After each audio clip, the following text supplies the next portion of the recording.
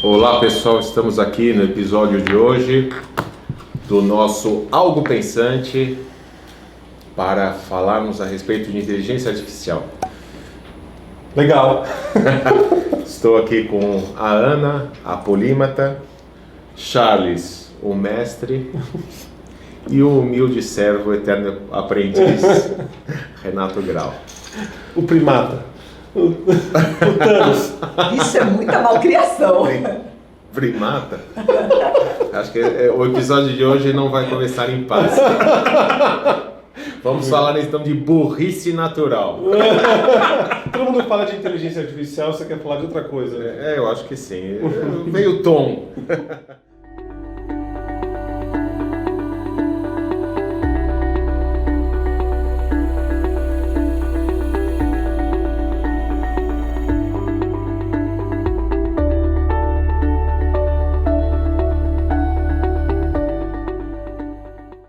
Vamos lá, pessoal.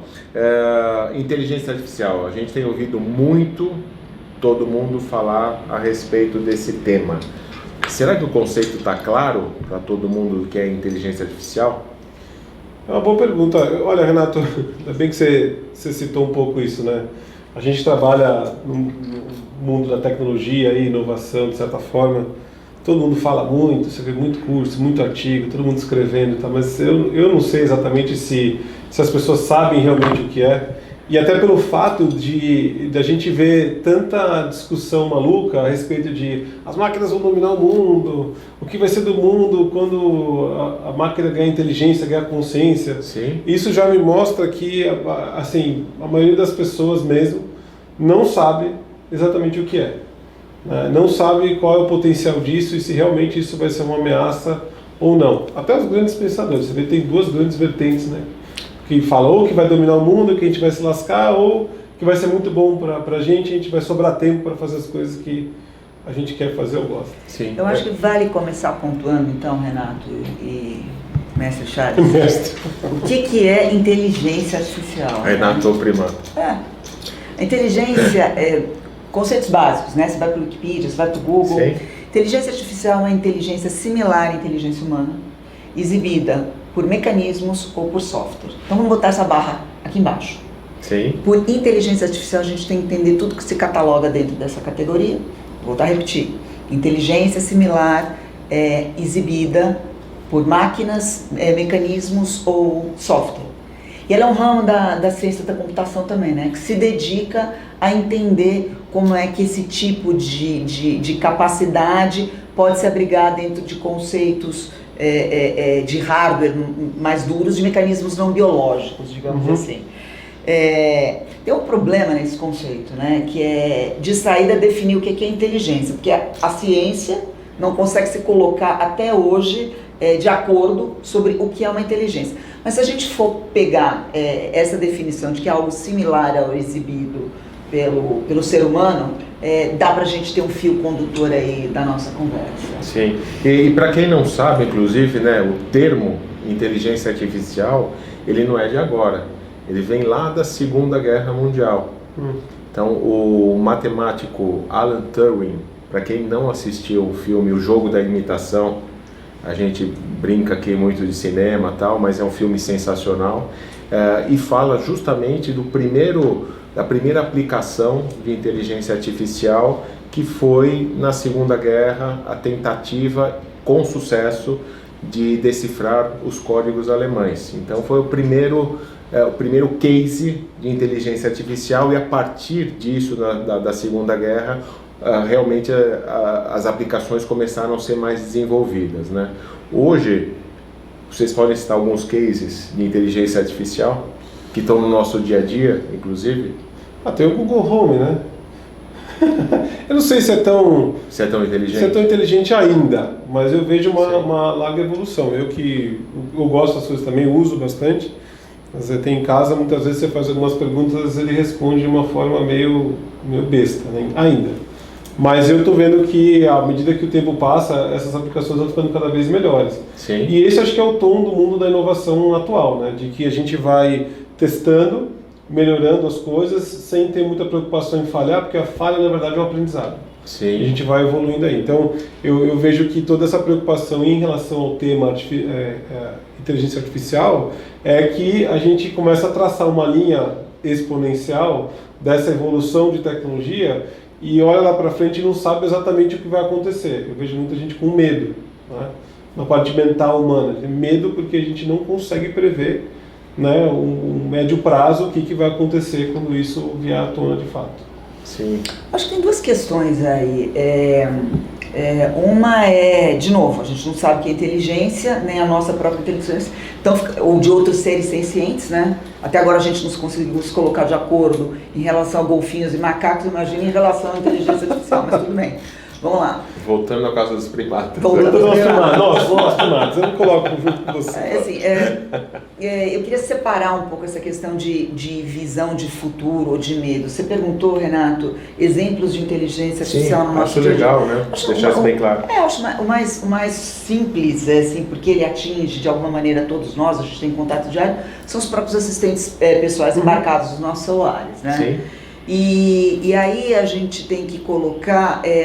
o ser humano ele não tem uma relação boa como espécie com nenhuma outra espécie. Nós biologicamente somos algo que foi criado para se preponderar dentro de um universo de extrema competição e dentro de uma situação onde o ser humano, para se sobressair, ele tem que necessariamente subjugar.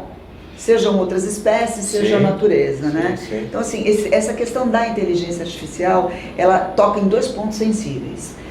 Se realmente ela tende a se acelerar, né, e a gente vê cada dia mais ela chegando perto, pode ocorrer que, da mesma maneira que nós justificamos a nossa inteligência superior como sendo algo que inerentemente nos permite subjugar as demais espécies, talvez o medo que muita gente tenha é que a inteligência artificial desenvolva o mesmo pré-conceito, colocando a inteligência acima de qualquer outro fator para subjugar a humanidade e nos colocar numa relação como a que nós temos hoje com os chimpanzés, ou com as formigas, ou com as abelhas, onde está todo mundo aí para servir a gente, né? Então a gente tem que se equilibrar um pouquinho em cima desses conceitos, eles são muito finos, eles são muito delicados.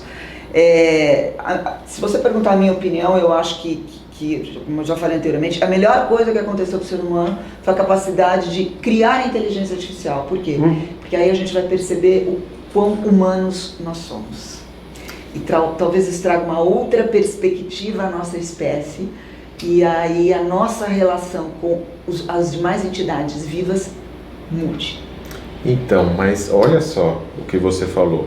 Nós, humanos, criamos a inteligência artificial. Isso. Nós, humanos, queremos ser preponderantes a todas as outras raças e inteligências. Será que nós não vamos ensinar a inteligência artificial a ser preponderante à nossa própria raça? Isso é uma ótima pergunta. Eu acho que é isso que causa o medo na maioria das pessoas, né? A nossa inteligência, o nosso cérebro, vamos dizer assim, foi desenvolvido de baixo para cima, como se fosse uma casa. Na base da casa ali está tudo que é relacionado à sobrevivência. Então trabalha ali as pessoas que cuidam da temperatura da casa, que cuidam, né, do bem-estar da casa do ponto de vista mais básico. Sim. Só que aí no último andar entrou ali, se mudou uma empresa de cinema, né? E que faz todo tipo de filme. Então se você está num filme ali que estão fazendo Lawrence da Arábia, então, talvez algumas pessoas não tenham visto ainda porque é um filme um pouquinho antigo. Mas é um filme no deserto, né, que você conseguia ouvir as pessoas suando, praticamente tão quente que era. Só que é só um filme. E aí só que a parte de cima da casa não conversa com a de baixo. E a de baixo vai ficar desesperada aqui para diminuir a temperatura do ar-condicionado, porque está quente, né? E no fundo é isso que acontece. A gente tem essa empresa de cinema, que a gente pode chamar ele do nosso córtex, o córtex pré-frontal, que é o que a gente desenvolveu a mais aqui, vamos dizer assim. Sim. E ela serve para resolver problemas complexos. É por causa disso que a gente consegue ir para a Lua, porque a gente traça vários cenários, consegue descobrir tudo que pode dar errado, certo, etc. E você consegue fazer um foguete, consegue criar inteligência artificial e tal, né? Só que ao mesmo tempo, essa mesma parte, ela também às vezes age contra a gente. Porque a gente também começa a criar cenários, quando não consegue entender o que vai acontecer, a gente começa a criar cenários assim, ruins, nefastos, aquilo gera medo na parte de baixo da casa, e as pessoas começam a se comportar de uma forma complicada. Mas eu de certa forma, ouvindo o que a Ana estava falando, eu acredito muito que embora a gente sempre tenha, na verdade, tentando replicar algo nosso, como na Revolução Industrial foi replicar, melhorar os nossos membros, né? Tipo, correr mais rápido, inventamos o carro, precisava levantar mais para fazer trabalho em massa. Chegar mais longe. Chegar mais longe, tudo foi. Aí veio a era da expansão da consciência, vamos dizer assim, do cérebro. Então a gente pensa mais rápido, a capacidade de processamento, processa mais informação, a gente tem mais memória, né? Criou-se aí, né, HDs, enfim, cada vez diminuindo mais o tamanho. Você pega 56, quanto era um drive de 5 MB? Era uma sala. Sim. Hoje em dia, 5 MB não serve para nada, né? Enfim, e essa foi a expansão do nosso cérebro, das capacidades cognitivas, né? E da memória. E é o que ela falou. Eu acho que à medida que a gente vai começando a botar máquina para fazer isso que a gente, né, coisa que a gente não consegue fazer, a gente vai descobrir vai fazer o outro caminho, que é o outro lado, a nova tendência, para mim, que é o caminho do coração, que é descobrir de fato o que é ser humano, de verdade. Talvez uma lição de humildade. Sem sombra de dúvida, né? Isso é uma qualidade que coletivamente nós padecemos assim terrivelmente. Deve ter sido algum bug dentro do processo evolucionário. Eu tenho uma questão em relação ao que o Charles fala. Eu sou mais durona, né? Eu sou mais marvada. Eu acho que sim, a gente pode estar entrando uma era de expansão de consciência, mas diferentemente da inteligência artificial, que aprende com os próprios erros e se autocorrige num ciclo de vida de um software e consegue evoluir muito mais rapidamente, a gente como ser humano sempre tendo que recomeçar do zero a cada geração. Infelizmente ou felizmente, sei lá, o que os nossos antepassados sentiram, sofreram e passaram não automaticamente está cravado no nosso gene. Então, eu acredito que a inteligência artificial ela veio para suprir uma falha que nós temos como espécie, que é a capacidade de não conseguir transmitir inerentemente o que aprendemos aos nossos filhos, senão através da experiência.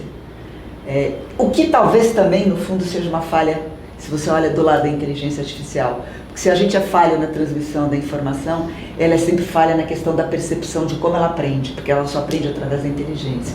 E nós não. Nós ainda conseguimos aprender através do corpo e através da consciência. Então, eu queria aproveitar essa discussão a respeito de inteligência artificial para deixar uma pergunta para quem está nos prestigiando. Dentro da questão do conceito de inteligência artificial, dentro desta lição de humildade, talvez a gente tenha, o Charles falou da inteligência artificial como uma extensão da humanidade. Será que realmente a inteligência artificial não é uma oportunidade para a humanidade? Muito bem, boa pergunta, Renato.